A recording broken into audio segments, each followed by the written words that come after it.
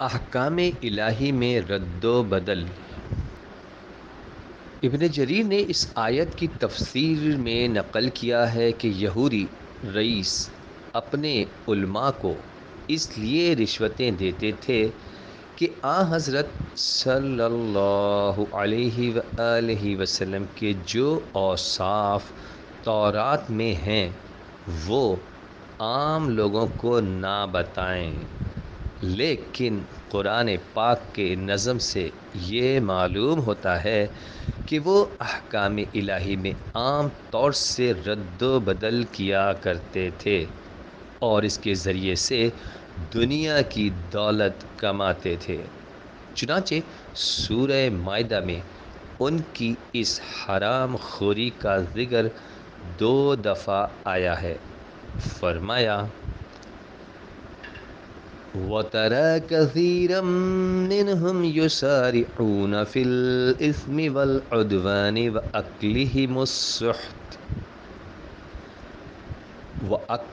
السُّحْتَ لَبِئْسَ مَا كَانُوا يَعْمَلُونَ لَوْلَا يَنْهَاهُمُ الرَّبَّانِيُّونَ وَالْأَحْبَارُ عَنْ قَوْلِهِمُ الْإِثْمَ وَأَكْلِهِمُ السُّحْتَ لَبِئْسَ مَا كَانُوا يَصْنَعُونَ۔ اور تو ان میں سے بہتوں کو دیکھے کہ وہ گناہ اور زیادتی اور حرام کھانے پر دوڑتے ہیں، کیا برے کام ہیں جو وہ کرتے ہیں۔ ان کے درویش اور عالم ان کو گناہ کی بات کہنے اور حرام کھانے سے کیوں نہیں روکتے، کیا برے کام ہیں جو وہ کرتے ہیں۔ سماعون للکذب اکالون للسحت، جھوٹ کے بڑے سننے والے اور حرام کے بڑے کھانے والے۔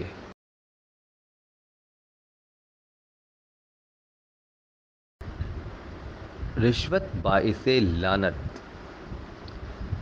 قرآن پاک کی ایک اور آیت جو پہلے گزر چکی ہے یہاں پر بھی استدلال کے قابل ہے۔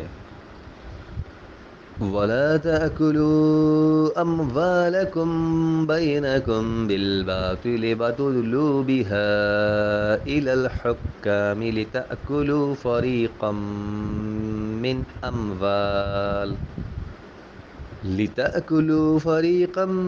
مِّنْ أَمْوَالِ النَّاسِ بِالْإِثْمِ وَأَنْتُمْ تَعْلَمُونَ،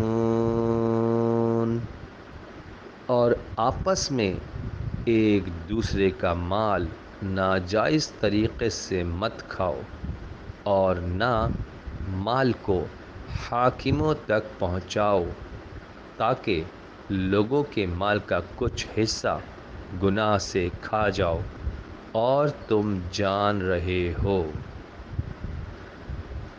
یہ آیت اپنے اس ترجمے کے لحاظ سے جس کو بعض مفسرین نے اختیار کیا ہے رشوت کی ممانعت میں صاف و صریح ہے۔ حضرت صلی اللہ علیہ وآلہ وسلم نے رشوت دینے والے اور لینے والے دونوں پر لعنت فرمائی ہے۔ رشوت دینے والے پر یوں کہ وہ جرم کی اعانت کرتا ہے، اور جرم کی اعانت قانون اور اخلاق دونوں میں منع ہے۔ رشوت یہودیوں کا دستور۔ خیبر کے یہودیوں سے زمین کی آدھے آدھ پیداوار پر مصالحت ہوئی تھی۔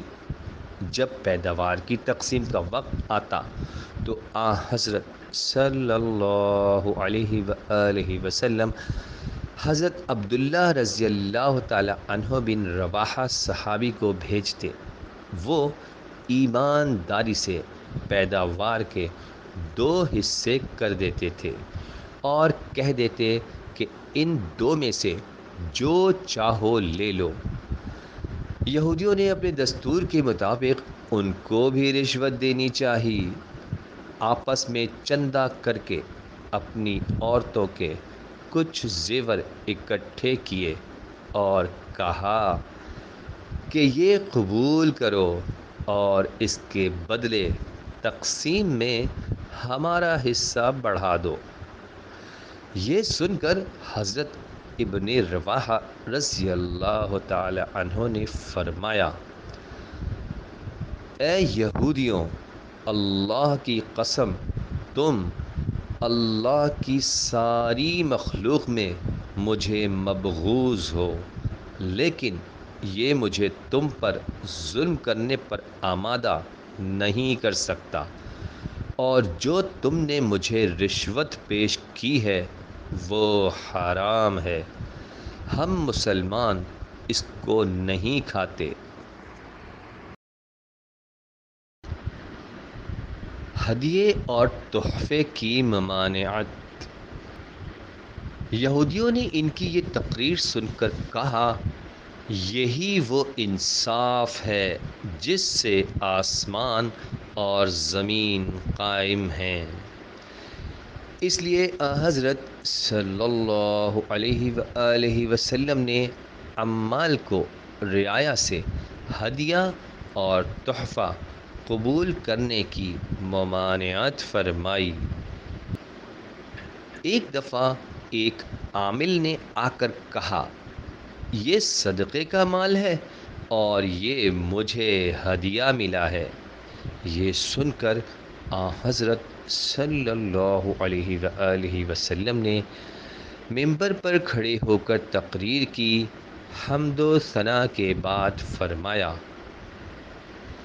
عامل کا کیا حال ہے کہ ہم اس کو بھیجتے ہیں تو آ کر کہتا ہے کہ یہ تمہارا ہے اور یہ میرا ہے۔ تو اپنے باپ یا ماں کے گھر میں بیٹھ کر نہیں دیکھتا کہ اس کو تحفے ملتے ہیں یا نہیں؟ قسم ہے اس ذات کی جس کے ہاتھ میں میری جان ہے، وہ اس میں سے جو لے جائے گا وہ قیامت میں اپنی گردن پر لاد کر لائے گا، اونٹ، گائے، بکری جو ہو۔ پھر آپ صلی اللہ علیہ وآلہ وسلم نے اپنے دونوں ہاتھ اٹھا کر 3 بار فرمایا، خداوند میں نے پہنچا دیا۔